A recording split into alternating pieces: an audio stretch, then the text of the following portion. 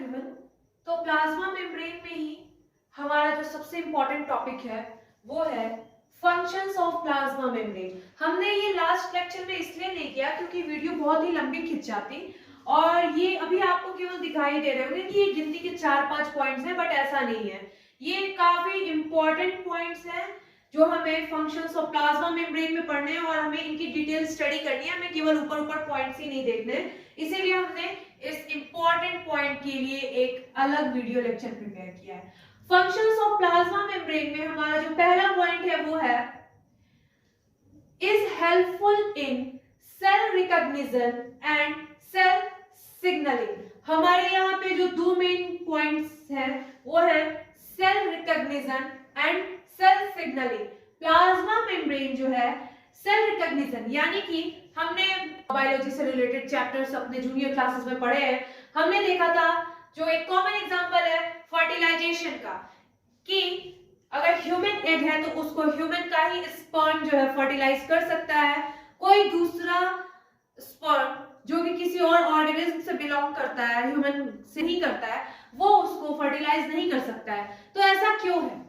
ये एग्जांपल जो है ये सेल रिकॉग्निशन का है, यानी कि वो जो एग है उसके प्लाज्मा मेम्ब्रेन में कुछ ऐसी चीजें, कुछ ऐसे रिएक्शंस या फिर कुछ ऐसी घटनाएं हो रही है जो कि उसी स्पर्म को जो कि उससे रिलेटेड है उसको पहचान के उसी से फर्टिलाइजेशन को होने दे रही है। सेम केस जो है आपके स्पर्म में भी अप्लाई होता है। स्पर्म भी है किसी और ओवम को जाके, किसी और स्पीशीज के ओवम को जाके फर्टिलाइज नहीं कर देता है। तो ये जो है सेल रिकॉग्निशन में हेल्प करता है हमारा प्लाज्मा मेम्ब्रेन। वहां पे जो लिपिड्स हैं, प्रोटीन्स हैं, एंजाइम्स हैं, जो भी हैं, ये सब सेल रिकॉग्निशन और सेल सिग्नलिंग, यानी कि एक सेल जो है दूसरे सेल को सिग्नल देता है, उसमें भी प्लाज्मा मेम्ब्रेन जो है अपना बहुत ही बड़ा रोल प्ले करता है। फंक्शन है प्लाज्मा मेम्ब्रेन का, वो बहुत इंपॉर्टेंट फंक्शन है, इसे आप बहुत ही ध्यान से समझोगे। क्या लिखा है हमने, ये आप देखो, plasma membrane is selectively permeable slash differentially permeable. अब इन दोनों टर्म्स को आप ध्यान से समझो, selectively permeable and differentially permeable. Selectively permeable के नीचे मैंने लिखा है selectivity of material is selectively permeable property, यानी कि किस एलिमेंट को, किस मटेरियल को सेल में अंदर आने देना है या सेल के बाहर जाने देना है। मटेरियल के चॉइस को, मटेरियल की सेलेक्टिविटी को हम बोलते हैं सेलेक्टिवली परमिएबल प्रॉपर्टी किसी भी प्लाज्मा मेम्ब्रेन की। नेक्स्ट जो है differentially permeable, that means selectivity of amount is differentially permeable property. Selectively permeable में हमने देखा था कि वहां क्या हो रहा है, वहां ये हो रहा है कि कौन से कंपोनेंट को सेल के अंदर जाने देना है, कौन से कंपोनेंट को नहीं जाने देना है, ये सेलेक्ट किया जा रहा है। बट डिफरेंशियली परमिएबल प्रॉपर्टी पे जब हम आएंगे तो हम देखेंगे कि जिस मटेरियल को अंदर जाने देना है या सेल से बाहर जाने देना है, उस मटेरियल को कितनी क्वांटिटी में, यहाँ जो बात है वो क्वांटिटी यानी कि अमाउंट की बात है कि कितने अमाउंट में उसको सेल के अंदर जाने देना है या कितने अमाउंट में उसे सेल से बाहर जाने देना है। ये चीज भी जो है वो प्लाज्मा मेम्ब्रेन रेगुलेट करता है, यानी कि प्लाज्मा मेम्ब्रेन जो है आपका मटेरियल को तो सेलेक्ट कर ही रहा है, बट मटेरियल के अमाउंट को भी सेलेक्ट करके सेल के अंदर या बाहर आने जाने देता है। इसीलिए ये मेम्ब्रेन जो है सेल के सर्वाइवल में सबसे इंपॉर्टेंट रोल प्ले करती है, क्योंकि सेल के अंदर किस चीज को आने देना है और कितनी अमाउंट में आने देना है, सेल के बाहर किस चीज को जाने देना है और कितनी अमाउंट में जाने देना है, ये सब जो है आपकी प्लाज्मा मेम्ब्रेन ही डिसाइड करती है। हमारा नेक्स्ट पॉइंट है वो है plasma membrane permeability actually depends on need and requirement of the cell। ये जो है बहुत इंपॉर्टेंट पॉइंट है, इसे आप ध्यान से देखो कि प्लाज्मा मेम्ब्रेन की permeability, that means plasma membrane किस सब्सटेंस को अपने थ्रू आने जाने देगा या फिर कितनी क्वांटिटी में आने जाने देगा, ये उसका कोई एक डिफरेंट फंक्शन या डिफरेंट उसका फीचर नहीं है। कि अगर ग्लूकोज है तो प्लाज्मा मेम्ब्रेन जो है ग्लूकोज को केवल 10 यूनिट ग्लूकोज अंदर आने देगा, 10 ग्लूकोज बाहर जाने देगा। ऐसी कोई फिक्स्ड प्रॉपर्टी नहीं होती है प्लाज्मा मेम्ब्रेन की। अगर सेल को 100 यूनिट ग्लूकोज की जरूरत है अंदर, तो प्लाज्मा मेम्ब्रेन जो है वो 100 यूनिट को आने देगा, और अगर नेक्स्ट सेकंड सेल को केवल 2 यूनिट की जरूरत है तो प्लाज्मा मेम्ब्रेन केवल 2 यूनिट को ही अंदर आने देगा। ये जो फीचर है प्लाज्मा मेम्ब्रेन का, ये सेल को एक परफेक्ट मेटाबॉलिज्म मेंटेन करने में हेल्प करता है। यानी कि प्लाज्मा मेम्ब्रेन की परमिएबिलिटी जो है वो कोई डिफाइंड चीज नहीं है, वो सेल के रिक्वायरमेंट के हिसाब से चेंज होती रहती है। अब हम देखेंगे जो प्लाज्मा मेम्ब्रेन के फंक्शन में सबसे इंपॉर्टेंट टॉपिक है वो है ट्रांसपोर्ट थ्रू प्लाज्मा मेम्ब्रेन, जिसे हमें कंप्लीट एक एक पॉइंट के साथ डिटेल में स्टडी करना है और एक भी पॉइंट ना छोड़ते हुए, क्योंकि ट्रांसपोर्ट थ्रू प्लाज्मा मेम्ब्रेन आप आगे हायर स्टडीज में जाओ या फिर अभी अपनी पढ़ाई में नेक्स्ट टॉपिक्स जो देखोगे, अगर आपका ये पॉइंट क्लियर नहीं है transport through plasma membrane, that means proteins के थ्रू जो चैनल्स है या फिर जो भी है, अगर ये चीजें आपको क्लियर नहीं है तो ना ही आप नर्व इंपल्स समझ पाओगे, ना ही आप यूरिन फॉर्मेशन समझ पाओगे, आपको ये सारी चीजें नहीं समझ में आएंगी। इवन दो आप प्लांट में भी कोई भी ट्रांसपोर्ट पढ़ने जाओगे, आपको वहां पे भी चीजें समझ में नहीं आएंगी। इसीलिए इस टॉपिक में आप एक भी पॉइंट मिस नहीं कर सकते हो, ट्रांसपोर्ट थ्रू प्लाज्मा मेम्ब्रेन। सबसे पहला जो पॉइंट हमने यहाँ मेंशन कर रखा है उसे आप देखो। One of the most important function of plasma membrane is the transport of molecules across it. ठीक, अभी आप ये देखो, ये हमने प्लाज्मा मेम्ब्रेन को ड्रॉ किया है। ठीक, तो प्लाज्मा मेम्ब्रेन की सबसे इंपॉर्टेंट फंक्शन क्या है?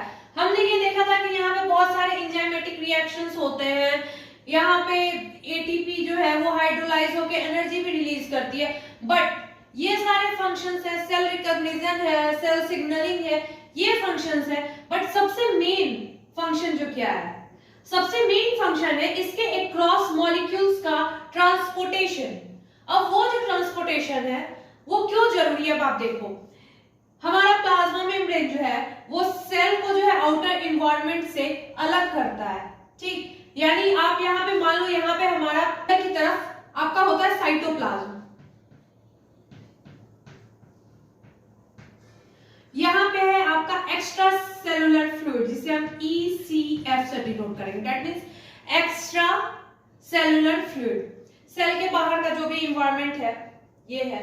अब यहाँ से किसी भी, ऐसा तो है नहीं कि सेल आइसोलेट हो गया, अब इसको किसी चीज की जरूरत ही नहीं है, सर्वाइवल यहाँ होना है अगर सेल का, मेटाबॉलिक एक्टिविटीज होनी जरूरी है उसके लिए, और उन मेटाबॉलिक एक्टिविटीज के लिए सेल जो है सेल्फ सफिशिएंट ही तो बिल्कुल नहीं है, उसे अपने आउटसाइड के एनवायरनमेंट से भी कुछ मटेरियल्स चाहिए होंगे, और अपने अंदर से जो एक्स्ट्रा कोई भी वेस्ट है या फिर कोई भी चीज जो कि सेल में उसकी रिक्वायरमेंट से ज्यादा है वो उसके लिए वेस्ट ही है, उसे बाहर भी निकालना होगा। तो ये सारी चीजें कैसे होंगी? अगर प्लाज्मा मेम्ब्रेन जो है अपने थ्रू किसी भी मटेरियल का एक्सचेंज ना होने दे, यानी किसी भी मॉलिक्यूल को ट्रांसपोर्ट ना होने दे, तो उस सिचुएशन में सेल जो है वो सरवाइव नहीं कर पाएगा, सेल की डेथ हो जाएगी। इसीलिए जो सबसे इंपॉर्टेंट फंक्शन हमारी प्लाज्मा मेम्ब्रेन का है वो होता है इसके थ्रू मॉलिक्यूल्स का ट्रांसपोर्टेशन। ठीक, ये पॉइंट हमने देखा। अब इसी में हम आगे एक और पॉइंट देखेंगे। हमने जब प्लाज्मा मेम्ब्रेन के फीचर्स को पढ़ा था, वहां हमने इसके सेमी परमिएबल नेचर को भी पढ़ा था।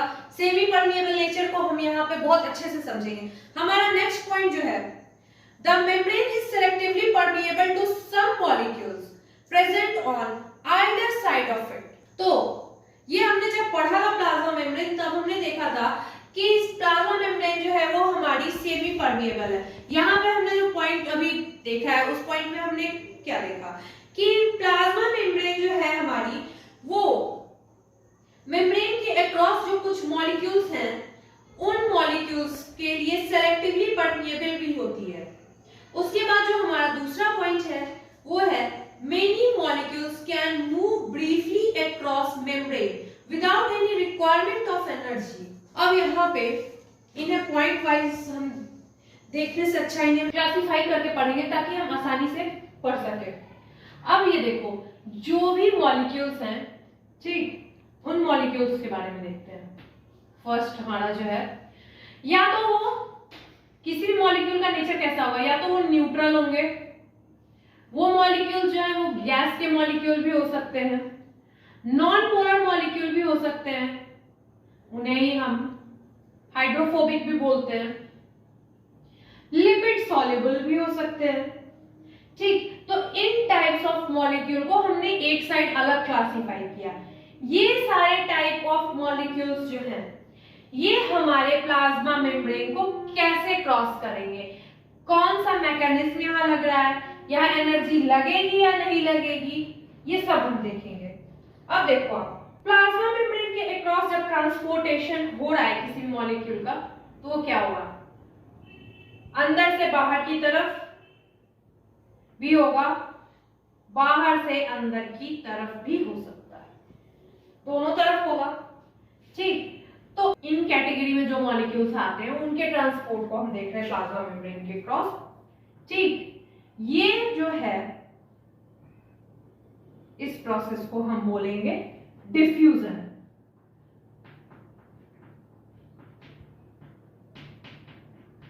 ठीक, ये आपके सिंपली डिफ्यूजन के थ्रू इनका ट्रांसपोर्टेशन होता है।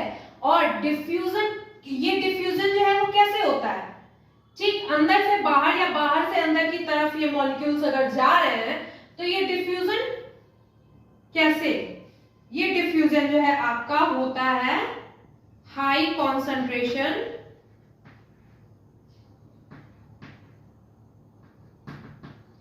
To low concentration. That means यहाँ डिफ्यूजन के लिए जो ग्रेडियंट है वो है, यहाँ पे कॉन्सेंट्रेशन ग्रेडियंट के बेसिस पर डिफ्यूजन हो रहा है। यानी कि ये आप देखो, कोई भी मॉलिक्यूल है उसका कॉन्सेंट्रेशन सेल के अंदर ज्यादा है और सेल के बाहर कम है, तो वाया सिंपल डिफ्यूजन ये जो है इजीली अंदर से बाहर की तरफ चला जाएगा। ठीक, तो यहाँ पे आपका जो है कॉन्सेंट्रेशन ग्रेडियंट वर्क कर रहा है और ये जो है आपका है सिंपल डिफ्यूजन।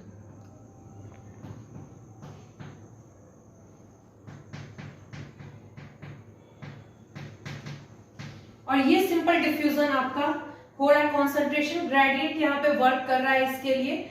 और ये सिंपल डिफ्यूजन जो है ये एक पैसिव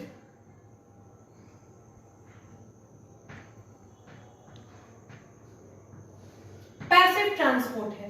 पैसिव क्यों, क्योंकि यहाँ एनर्जी नहीं लग रही है। एनर्जी अगर लगती यहाँ पे, सिंपल डिफ्यूजन हो रहा है, कॉन्सेंट्रेशन ग्रेडियंट है, high concentration to low concentration जो मॉलिक्यूल्स हैं उनका मूवमेंट हो रहा है इस फॉस्फोलिपिड बाइलेयर के थ्रू। बट यहाँ आप एक चीज देखो, इन्हें पैसिव ट्रांसपोर्ट क्यों कहा गया, इसलिए कहा गया क्योंकि यहाँ एनर्जी नहीं लग रही है, यहाँ पे एटीपी की रिक्वायरमेंट नहीं है। ठीक, अब ये हमने देखा डिफ्यूजन हो रहा है यहाँ पे। अब इसे हम देखते हैं कि एग्जांपल के मदद से समझते हैं। अब आप देखो वाटर को, वाटर जो है वहां क्या हो रहा है, देखो आप मान लो सेल जो है इसको वाटर चाहिए, यानी कि अंदर जो है वाटर का कॉन्सेंट्रेशन यानी H2O अगर आप लिखते हो, H2O का कॉन्सेंट्रेशन कम है और बाहर प्लाज्मा मेम्ब्रेन यानी ये आपकी जो लिपिड बाइलेयर है इसके बाहर आपका H2O का कॉन्सेंट्रेशन जो है वो ज्यादा है। अब यहाँ आप देखो यहाँ पे होगा क्या, हमने देखा कि यहाँ डिफ्यूजन हो रहा है और ये डिफ्यूजन जो है high concentration to low concentration हो रहा है, यानी यहाँ वाटर का कॉन्सेंट्रेशन ज्यादा है, यहाँ पे वाटर का कॉन्सेंट्रेशन जो है कम है, यानी हाई टू लो होगा। तो क्या होगा यहाँ पे, वाटर जो है वो बाहर से अंदर की तरफ अपने आप चला आएगा।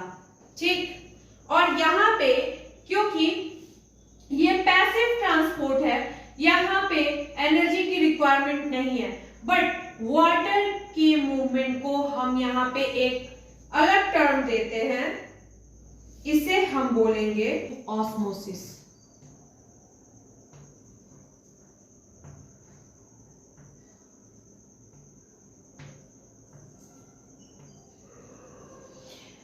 ठीक, तो ये हमने देख लिया कि हमारा पैसिव वो कैसे हो रहा है और किन किन टाइप के मॉलिक्यूल्स जो है हमारे वो डिफ्यूजन के थ्रू इजली प्लाज्मा मेम्ब्रेन के अक्रॉस जो है वो ट्रांसपोर्ट हो पाते हैं। अब हम देखेंगे नेक्स्ट जो है हमारा ये है, अब आप यहां देखो, charged, very large, polar, hydrophilic molecules. ये टाइप के मॉलिक्यूल्स जो है इनका ट्रांसपोर्ट जो है प्लाज्मा मेम्ब्रेन के थ्रू कैसे होता है। वहां तो हमने देख लिया कि जो न्यूट्रल मॉलिक्यूल्स हैं, गैसेस हैं, नॉन पोलर मॉलिक्यूल्स हैं, यानी कि हाइड्रोफोबिक मॉलिक्यूल्स या फिर जो हमारे लिपिड सॉल्युबल मॉलिक्यूल्स हैं वो कैसे हमारे फॉस्फोलिपिड की बाइलेयर है उसके थ्रू कैसे इजीली अंदर और बाहर आते जाते हैं। बट अब ये टाइप के जो मॉलिक्यूल्स हैं इनका ट्रांसपोर्ट जो होता है उन्हें हम देखेंगे, तो उन्हें हम दो पार्ट में क्लासिफाई कर लेंगे ताकि हमें पढ़ने में आसानी हो। पहला जो है ट्रांसपोर्ट जो है किसी भी चीज का कैसे होगा। अब आप यहाँ पे रफली एक चीज देखो कि ये मान लो आपका सेल है, ठीक, ये आपका सेल है, तो सेल के अंदर का एनवायरनमेंट ये हो गया और ये सेल के बाहर का एनवायरनमेंट हो गया। तो किसी भी चीज को अंदर से बाहर या बाहर से अंदर अगर आना है तो उसमें होगा क्या, अगर कोई चीज अंदर प्रेजेंट है तभी वो बाहर जाएगी और अगर बाहर है प्रेजेंट तभी वो बाहर से अंदर आएगी, ठीक। यानी प्रेजेंस तो है उस मॉलिक्यूल का तभी ट्रांसपोर्ट हो पाएगा। कोई जरूरी नहीं है कि अगर आप सपोज करो आपका एक्स मॉलिक्यूल है कोई, उस एक्स मॉलिक्यूल को सेल के अंदर से सेल के बाहर जाना है, तो ऐसा नहीं है कि सेल के बाहर वो एक्स मॉलिक्यूल प्रेजेंट ही ना हो सकता है, ये होगा। और यहाँ पे आपको कोई पता नहीं है कि ये अंदर ज्यादा है या बाहर ज्यादा है। वहां तो हमने देखा कि कॉन्सेंट्रेशन ग्रेडियंट यानी जिधर उसका कॉन्सेंट्रेशन हाई होगा उधर से जिधर उसका कॉन्सेंट्रेशन लो होगा उसकी तरफ हो जा रहा है। यहाँ पे क्या होगा, दो चीजें होंगी, या तो वही रूल फॉलो करेगा कि जहां पे कॉन्सेंट्रेशन x जो है आपका, मान लो ये आपका x है, इसका कॉन्सेंट्रेशन अगर बाहर ज्यादा है और सेल के अंदर कम है तो क्या होगा, अगर ये कॉन्सेंट्रेशन ग्रेडियंट के लॉ को फॉलो कर रहा है तो वो क्या करेगा, ये बाहर से आपका अंदर की तरफ आएगा क्योंकि बाहर हाई कॉन्सेंट्रेशन है और अंदर लो कॉन्सेंट्रेशन है x का। अब आप दूसरी चीज देखो, अगर ये कॉन्सेंट्रेशन ग्रेडियंट जो है उसको फॉलो ना करे तो क्या होगा, ठीक। कोई जरूरी नहीं है, ऐसा भी हो सकता है कि सेल के अंदर ये चीज कम है, इसका कॉन्सेंट्रेशन कम है, टॉक्सिन्स जो होते हैं उनका कॉन्सेंट्रेशन कम हो और फिर भी वो सेल के अंदर प्रेजेंट हो तो वो सेल को हार्म ही करेंगे। तो और बाहर उनका कॉन्सेंट्रेशन ज्यादा है फिर भी सेल को अपने अंदर से उन्हें बाहर निकालना ही है, क्योंकि अगर वो अंदर रहे तो सेल की ग्रोथ को हैम्पर करेंगे, मेटाबॉलिज्म को हैम्पर करेंगे, इवन वो सेल को मार भी सकते हैं वो। तो उस कंडीशन में क्या होगा, यहाँ कॉन्सेंट्रेशन ग्रेडियंट जो है उसके सिंपल डिफ्यूजन में जो कॉन्सेंट्रेशन ग्रेडियंट फॉलो हो रहा है वो यहाँ पे नहीं होगा। यहाँ पे क्या होगा, कॉन्सेंट्रेशन ग्रेडियंट के अगेंस्ट आप देखो, आप यहाँ देखो कोई Y मॉलिक्यूल है जिसकी कॉन्सेंट्रेशन अंदर कम है, ठीक, और Y ही है इसकी कॉन्सेंट्रेशन बाहर ज्यादा है। अब क्या हो रहा है, यहाँ पे ये टॉक्सिन है सेल के अंदर, ये कम अमाउंट में भी बहुत ही हानिकारक है। कॉन्सेंट्रेशन ग्रेडियंट के अंदर तो बाहर हाई कॉन्सेंट्रेशन, इसका अंदर लो है तो इसको बाहर से अंदर की तरफ आना चाहिए था, बट यहाँ पे क्या हो रहा है, यहाँ पे उलट हो रहा है, ये जो है ये सेल के बाहर की तरफ जा रहा है, यानी यहाँ कॉन्सेंट्रेशन ग्रेडियंट जो है वो फॉलो नहीं हो रहा है। यहाँ पे आप देखो, यहाँ मैंने मेंशन किया है कि इन मॉलिक्यूल्स का जो ट्रांसपोर्ट होगा प्लाज्मा मेम्ब्रेन के थ्रू, इन्हें हम ब्रॉडली क्लासिफाई करेंगे पढ़ने के लिए। हमारा जो पहला है ये है अकॉर्डिंग टू ग्रेडियंट, यानी ग्रेडियंट के अनुसार, ये हमारा एक्स वाला जो पोर्शन है ये अकॉर्डिंग टू ग्रेडियंट यानी कि हाई कॉन्सेंट्रेशन से लो कॉन्सेंट्रेशन की तरफ। दूसरा जो है वो है अगेंस्ट ग्रेडियंट, यानी ग्रेडियंट के विपरीत, जो कि यहाँ पे हो रहा है, वाई वाला एग्जांपल आपका, ठीक। तो ये आपका ये क्लियर हो गया। अब आप सोचोगे कि फिर अब मैंने यहाँ ये दो चीजें क्या ड्रॉ कर रखी हैं, अब इन दो चीजों को अगर आप देखो तो यहाँ पे जो ट्रांसपोर्ट हो रहा है ये ऐसा नहीं है कि ये आराम से आपके प्लाज्मा मेम्ब्रेन जो है यानी कि आपकी फॉस्फोलिपिड की बाइलेयर है उसके थ्रू आराम से डिफ्यूज होके आसानी से उसके अंदर पेनिट्रेट करते हुए, या फिर लिपिड सॉल्युबल है तो आराम से वो सॉल्युबल है तो आराम से क्रॉस करके आ गया। यहाँ पे ट्रांसपोर्टेशन के लिए इन मॉलिक्यूल्स के कोई ना कोई हेल्पर चाहिए। ठीक, तो अब बात आ गई हेल्पर की। तो अब देखते हैं ये हेल्पर जो है ये है कौन कौन। मैंने यहाँ दो ड्रॉ किए ना, ये आपका पहला, ये आपका क्या है, ये है आपका चैनल प्रोटीन। ठीक, चैनल प्रोटीन हमारे लास्ट लेक्चर में हमने जब प्लाज्मा मेम्ब्रेन की डिटेल स्ट्रक्चर पढ़ी थी तो वहां मैंने आपको चैनल प्रोटीन भी पढ़ाया था, ड्रॉ करके भी दिखाया था। नेक्स्ट जो है हमारा सेकंड, ये है हमारा कैरियर प्रोटीन।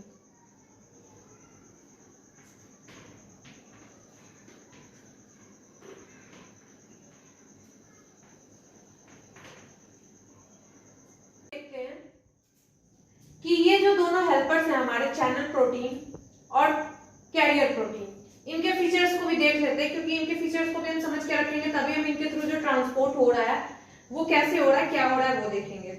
अब यहाँ देखो आप, चैनल प्रोटीन जो है जब इनके थ्रू ट्रांसपोर्ट होता है तो किस टाइप का ट्रांसपोर्ट होता है, फैसिलिटेटेड डिफ्यूजन।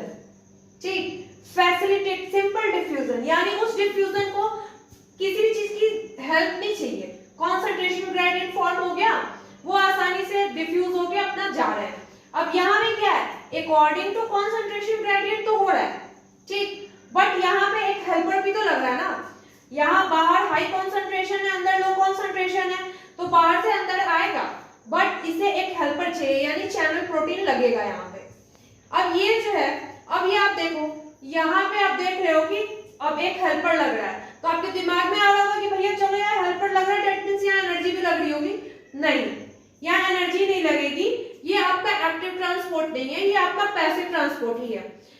डिफ्यूजन है बट फैसिलिटेटेड डिफ्यूजन है, इसके बावजूद भी ये एक पैसिव ट्रांसपोर्ट है। अब यहाँ पे आप देखोगे, यहाँ पे आप आओ, कैरियर प्रोटीन क्या है, यहाँ पे जो ट्रांसपोर्ट है वो क्या अकॉर्डिंग टू कॉन्सेंट्रेशन ग्रेडियंट हो रहा है, नहीं, अगेंस्ट द कॉन्सेंट्रेशन ग्रेडियंट हो रहा है। तो जब अगेंस्ट द कॉन्सेंट्रेशन ग्रेडियंट होगा, ठीक, तो ऑब्वियस बात है कि यहाँ जो कैरियर प्रोटीन है उसको तो कॉन्सेंट्रेशन ग्रेडियंट है उसके विपरीत इसको काम करना है। आप सपोज करो कि काफी तेज हवा चल रही है, ठीक, इस डायरेक्शन में आप सपोज करो आप यहाँ खड़े हो और इस डायरेक्शन में हवा चल रही है, आप एक ये स्टिक से समझो आपको आसानी होगी।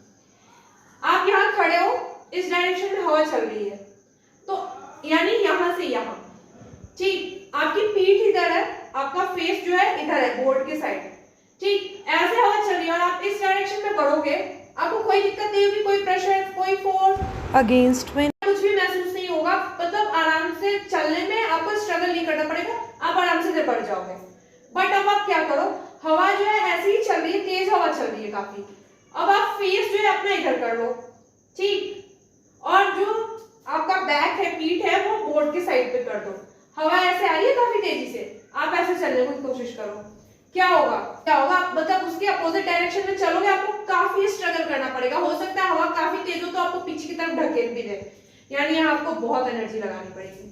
वही चीज यहाँ पे भी होगा, क्योंकि कॉन्सेंट्रेशन ग्रेडियंट के अपोजिट काम करना है यहाँ पे आपको, तो ये जो आपका कैरियर प्रोटीन है ये आपकी मदद तो कर देगा, बट भैया यहाँ एनर्जी लगेगी, ठीक, एनर्जी लगेगी। अब आप देखो यहाँ पे एनर्जी लगेगी, डेट मींस ये आपका कैसा ट्रांसपोर्ट हुआ,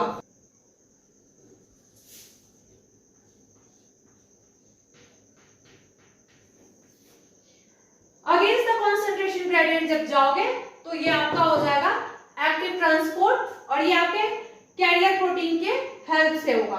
अब आप देखो, अब इसे हम ड्रॉ करके डिटेल से पढ़ेंगे, बट आप एक मोटा मोटा यहाँ पे एक हल्का सा ओवरव्यू देख लो, होता क्या है यहाँ पे, पैसिव है, ट्रांसपोर्टिव यानी एनर्जी नहीं लग रही है। यहाँ पे क्या होता है, ये चैनल प्रोटीन है, हमने देखा था चैनल प्रोटीन में हमारे गैप्स हैं और वहां छोटे छोटे मतलब पतले से गैप पोर हमने देखा था जब हमने इसकी डायग्राम में स्टडी की थी। तो वहां पे हुआ क्या कि आराम से जो भी मॉलिक्यूल है जिसको बाहर से अंदर की तरफ आना है या फिर अंदर से बाहर, वो इसके स्ट्रक्चर में कोई भी कॉन्फॉर्मेशनल चेंज किए बिना, यानी कि इसके स्ट्रक्चर में कोई भी चेंज नहीं करेगा और आसानी से इसके थ्रू होके आराम से चलाएगा अंदर की तरफ। ठीक, तो इसके स्ट्रक्चर में, इस चैनल प्रोटीन के स्ट्रक्चर में कोई चेंज तो हो नहीं रहा है। ठीक, कोई चेंज नहीं होगा जब इसके स्ट्रक्चर में, तो एनर्जी की भी रिक्वायरमेंट नहीं होगी, इसलिए इसे पैसिव हमने कहा है। अब यहाँ देखो कैरियर प्रोटीन में एक्चुअली होता क्या है। ठीक, कैरियर प्रोटीन में होता क्या है कि जिस भी मॉलिक्यूल को आना है ना, ठीक, against the concentration gradient, suppose कर लो बाहर से अंदर ही आना है, यहाँ भी बाहर से अंदर आना है, तो वो होगा क्या ना कि वो मॉलिक्यूल जो है, यहाँ पे कुछ साइट्स होते हैं। ठीक, आप अभी हम इसके तुरंत बाद वही देखने जा रहे हैं ड्रॉ करके, तो उन साइट्स पे आके ये जुड़ जाता है। उन साइट्स पे जैसे आके जुड़ेगा, अब आप सपोज करो आप सोफे पे बैठते हो ना, सोफे पे जब आप बैठते हो तो क्या होता है, वो जो गद्दा होता है स्पंज का, आप जैसे बैठते हो उसके शेप में कुछ चेंजेस आते हैं। सेम चीज आप समझ लो कि यहाँ पे वो सोफे पे बैठ गया, बैठने के कारण चेंज आ गई इसके स्ट्रक्चर में, चेंज आए, दैट मींस इसके स्ट्रक्चर में कॉन्फॉर्मेशनल चेंजेस हो रहे हैं, और फिर ये इसके स्ट्रक्चर में कॉन्फॉर्मेशनल चेंज होने के बाद जो भी मॉलिक्यूल है उसका ट्रांसपोर्टेशन होता है, और ट्रांसपोर्टेशन होने के बाद फिर से अब आप देखो, आप जैसे सोफे से उठते हो, वो जो स्पंज है वो अपने शेप को रिगेन कर लेता है, वही चीज यहाँ भी होती है। जैसे ही वो जो भी मॉलिक्यूल है जो आगे इसके साइड पे जुड़ा है, उसे ये अंदर ट्रांसपोर्ट कर देगा, उसके बाद जो है इसके स्ट्रक्चर में जो भी चेंजेस हुए हैं वो रिवर्ट हो जाएंगे, फिर से वो अपने उसी शेप साइज में आ जाएगा, दैट मींस कन्फॉर्मेशनल चेंजेस जो है वो रिवर्ट हो जाएंगे, और इन सब प्रोसेसेस के लिए यहाँ पे एनर्जी की रिक्वायरमेंट होती है, इसी कारण इसे हम बोलते हैं एक्टिव ट्रांसपोर्ट। अब नेक्स्ट हम इसे डिटेल में ड्रॉ करके एक एक पॉइंट देखेंगे कि एक्चुअली ये जो चैनल प्रोटीन है और ये जो कैरियर प्रोटीन है ये काम कैसे करते हैं, क्योंकि ये बहुत इंपॉर्टेंट है। इवन आपका एक्टिव ट्रांसपोर्ट, पैसिव ट्रांसपोर्ट भी इंपॉर्टेंट है, और जो चैनल प्रोटीन और कैरियर प्रोटीन है इनमें चेंजेस कैसे होते हैं और ये कहाँ पे हैं, क्या है, फैसिलिटेटेड डिफ्यूजन, सिंपल डिफ्यूजन और ऑस्मोसिस, ये कहाँ हो रहे हैं, कैसे हो रहे हैं, ये सब भी हम देखेंगे। पहले आप इन्हें जल्दी से नोट डाउन कर लो। कैरियर प्रोटीन और चैनल प्रोटीन, इन दोनों को हमने देखा रफली कि ये प्रोटीन्स जो है कैसे इन्वॉल्व होते हैं, कहाँ पे, और ये कैसे काम करते हैं। ठीक, अब इन्हें थोड़ा डिटेल में देखते हैं कि ये काम कैसे करते हैं। तो इन पॉइंट्स को देखने के पहले हम यहाँ पे ये जो हमने डायग्राम बनाया है पहले इसे देखेंगे। यहाँ डायग्राम में आप देखो, ये जो है ये आपको फॉस्फोलिपिड बाइलेयर है, ये देखो एक लेयर एक लेयर ये आपकी फॉस्फोलिपिड बाइलेयर हो गई। इन शॉर्ट समझ लो ये आपका जो प्लाज्मा मेम्ब्रेन है ना, इसे मैंने इलेबोरेट करके ड्रॉ किया है। ठीक, ताकि वहां पे जो प्रोटीन्स हैं वो कैसे हैं, उनका ओरिएंटेशन क्या है, स्ट्रक्चर एग्जैक्ट नहीं बट अप्रॉक्स स्ट्रक्चर आप समझ सको, ताकि उनकी फंक्शनिंग को समझ सको, इसके लिए इस डायग्राम को ड्रॉ किया गया है। यहाँ पे ये आपकी फॉस्फोलिपिड बाइलेयर हो गई। यहाँ देखो ये जो स्ट्रक्चर आपको दिखाई दे रहा है, ठीक, ये है आपके चैनल प्रोटीन्स। ठीक, इनके बाद जो आपको यहाँ पे स्ट्रक्चर दिखाई दे रहा है, यहाँ और यहाँ, ये दोनों है आपके कैरियर प्रोटीन, और ये तो आप जान ही रहे हो कि ये आपका फॉस्फोलिपिड बाइलेयर है। ठीक, अब यहाँ पे कौन कौन से एलिमेंट्स है, उन एलिमेंट्स को आपने देख लिया। अब चलो, अब आप यहाँ ध्यान से देखो, यहाँ पे आपको 3 सर्कल दिखाई दे रहे होंगे, ये सर्कल है क्या, इन्हें देखो, मॉलिक्यूल्स टू बी ट्रांसपोर्टेड, ये सारे अलग अलग मॉलिक्यूल्स हैं जिनको सेल के बाहर, इस एरिया को आप समझ लो आउटसाइड द सेल, और ये इस एरिया को समझ लो इनसाइड द सेल। इन सारे मॉलिक्यूल्स को सेल के अंदर आना है सेल के बाहर से, तो यहाँ होगा क्या, अब आप देखो, पहला मॉलिक्यूल जो है वो आसानी से प्लाज्मा मेम्ब्रेन के थ्रू सिंपल डिफ्यूजन से अंदर आ रहा है। अब यहाँ हो क्या रहा है, यहाँ पे ना ही कोई चैनल प्रोटीन है ना ही कोई कैरियर प्रोटीन है, ये आसानी से आ गया। तो हमने देखा था कि कुछ टाइप ऑफ मॉलिक्यूल्स जो होते हैं जिनमें कि हमारे लिपिड सॉल्युबल मॉलिक्यूल आए थे, उनमें हमारे आए थे hydrophobic molecules, non polar molecules, इन सब टाइप के मॉलिक्यूल्स जो हैं, और इनमें हमारा वाटर भी था। ये सारे जो है सिंपल डिफ्यूजन से, और वाटर के लिए स्पेशल टर्म दिया था हमने ऑस्मोसिस, आसानी से प्लाज्मा मेम्ब्रेन में जो हमारी फॉस्फोलिपिड की बाइलेयर है उसको क्रॉस कर चैनल के अंदर चले आते हैं। फर्स्ट टाइप हो गया हमारा। अब जो सेकंड टाइप था जिसमें कि हमारा हाइड्रोफिलिक टाइप ऑफ मॉलिक्यूल आते थे जो, उनको अब हम देखते हैं। उनमें हमने देखा था चैनल प्रोटीन और कैरियर प्रोटीन। अब सबसे पहले हम डील करेंगे चैनल प्रोटीन वाले पार्ट को। अब वो मॉलिक्यूल्स जो कि जिनका ट्रांसपोर्ट जो है चैनल प्रोटीन के थ्रू होता है, उन्हें देखते हैं।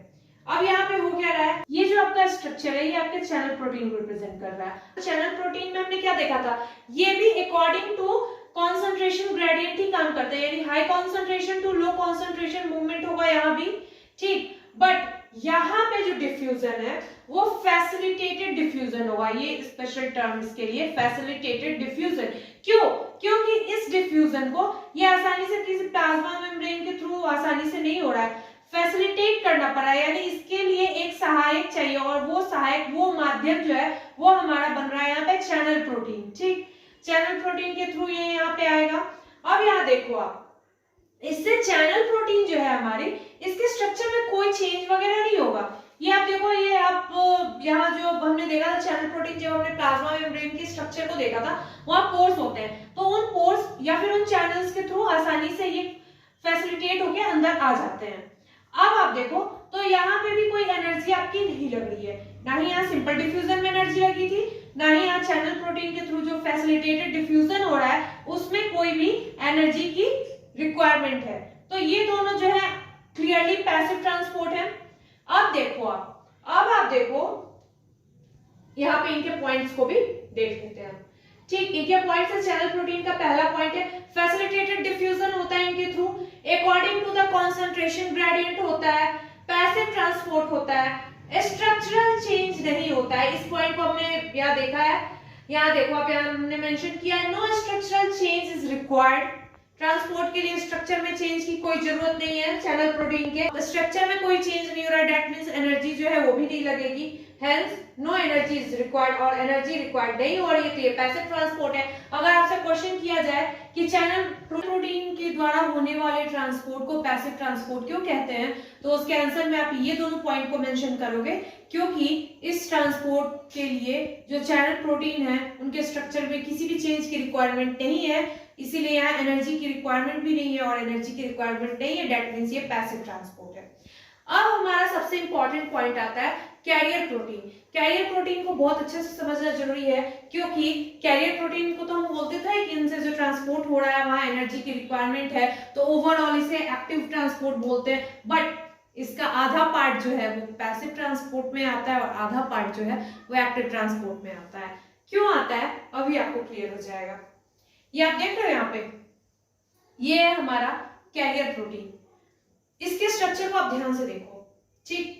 आपने ताले चाबी की स्ट्रक्चर देखी होगी, आपको कुछ वैसा दिखाई दे रहा होगा कि यहाँ पे कुछ अलग सा शेप बना हुआ है, ठीक।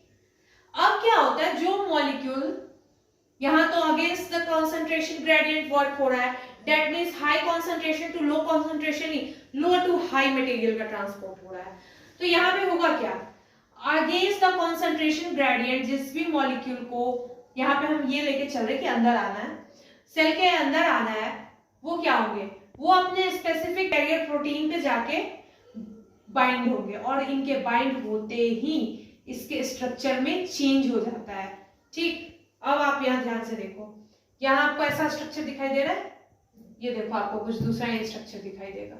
अब होता है यहाँ पे क्या है कि इसके स्ट्रक्चर में कुछ कन्फर्मेशनल चेंजेस होते हैं इसके अटैचमेंट के साथ, और फिर ये जो है वो आसानी से इसको अंदर ट्रांसपोर्ट कर देता है, ठीक। अभी आपकी एनर्जी यहाँ नहीं लग रही है, बट जैसे ही इस मॉलिक्यूल को इसने अंदर पहुंचा दिया, उसके बाद ये क्या होगा, ये मॉलिक्यूल तो यहाँ से रिलीज हो गया। अब इस कैरियर प्रोटीन के स्ट्रक्चर में कन्फर्मेशनल चेंजेस हुए, उन चेंजेस को फिर से वो वैसे ही तो नहीं रह जाएंगे ना, अगर वैसे ही रह जाए तो फिर ये दूसरे जो मॉलिक्यूल है उनका ट्रांसपोर्ट कैसे करेंगे, स्ट्रक्चर में चेंज हो गया, फिर वो उसमें जाकर फिट ही नहीं हो पाएंगे। तो अब यहाँ होता क्या है, अब यहाँ होता क्या है कि ये फिर से अपने शेप को रिगेन करेंगे, और उसी शेप को रिगेन करने के लिए, यानी कि जो भी चेंजेस हुए हैं उनको अंडू करने के लिए, ये देखो आपको यहाँ पे एनर्जी लगती है, और एनर्जी लगती है तो यहाँ पे ये पोर्शन जो है इसके चेंज को चेंज जो इसके शेप में हुआ है उसको अंडू करने के लिए जो एनर्जी लग रही है यहाँ पे, वो एनर्जी जो है इस प्रोसेस को एक्टिव बना रही है, इस वाले प्रोसेस को। ये जो ट्रांसपोर्ट यहाँ अंदर आया, इससे जुड़ा, अंदर की तरफ ट्रांसपोर्ट हुआ, यहाँ एनर्जी आपकी नहीं लग रही है। तो यहाँ आप देखो, मैंने इसे सिंपल डिफ्यूजन, फैसिलिटेटेड डिफ्यूजन के साथ इसे भी हमने पैसिव ट्रांसपोर्ट में लिया है।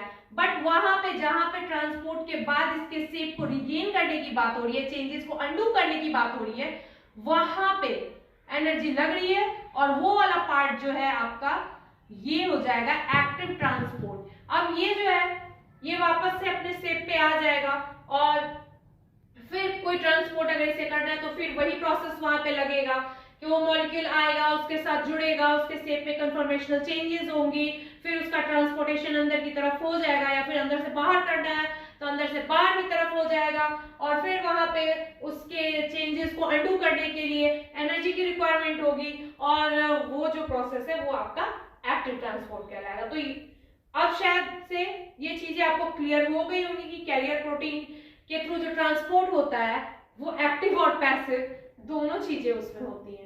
तो अब इसके पॉइंट्स को भी जल्दी से देख लेते हैं। तो अब यही सारे पॉइंट्स यहाँ पे मेंशन किए हुए हैं। हमारा पहला पॉइंट है अगेंस्ट कॉन्सेंट्रेशन ग्रेडियंट, ये ट्रांसपोर्ट करने में हेल्प करते हैं मॉलिक्यूल्स का। कन्फॉर्मेशनल चेंजेस होते हैं और चेंज इन स्ट्रक्चर, स्ट्रक्चर में चेंज होता है इनके, वो तो आप वहां देख ही रहे हो। For the movement of material, material के मूवमेंट के लिए ये सब होता है, और energy is required to undo the changes. ये सारे पॉइंट्स जो हमने वहां समझे हैं या मैंने नोट्स के फॉर्म में मेंशन कर दिया, आप इन सबको मेंशन कर लो। अब मेरे ख्याल से आपसे कोई भी पूछते हैं अगर कि कैरियर प्रोटीन के थ्रू जो ट्रांसपोर्ट होता है वो प्योरली एक्टिव होता है या प्योरली पैसिव, तो आप ज्यादा अच्छे से समझा सकते हो। तो आगे अब हम देखेंगे active transport, passive transport, simple diffusion, facilitated diffusion, इन सबको डिटेल में अब देखते हैं। आगे के टॉपिक्स नेक्स्ट लेक्चर में। थैंक्स।